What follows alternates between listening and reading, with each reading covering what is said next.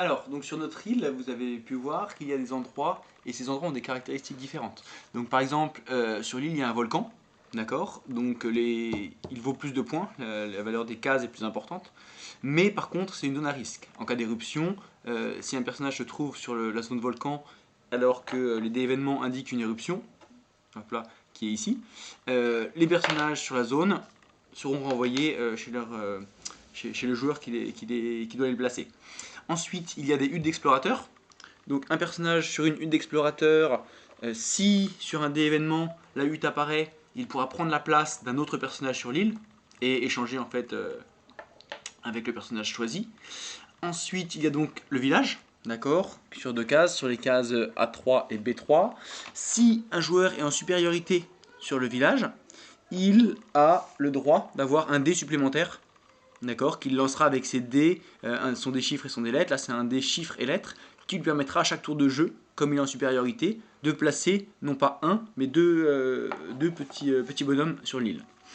Juste à côté du village, un ossuaire, assez dangereux parce que tout individu qui s'y retrouve, tout bonhomme qui s'y retrouve, meurt et retourne dans les mains du joueur. Ensuite, juste au-dessus, il y a la grotte. La grotte où on va placer des individus qui nous permettront, si on est en supériorité sur la grotte et le volcan, d'avoir accès aux indications du trésor. Juste à côté, le lieu sacré, où la personne en supériorité, la couleur en supériorité, aura, en cas d'événement lieu sacré, la possibilité de changer un des personnages sur l'île avec un des personnages qu'il a dans les mains. Et enfin, deux autres endroits un peu spéciaux, les ports, donc en A2 et en E2. Si on a un personnage sur un port, on va pouvoir l'emmener ensuite lors d'un déplacement sur la mer. Donc, où on veut, il pourra faire le tour de l'île pour aller se placer sur une case maritime.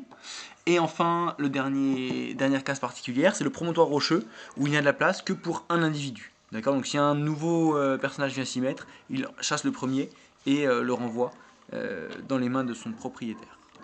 Voilà pour les différents endroits particuliers. Et maintenant, on va voir en fait les différents événements qui peuvent se produire.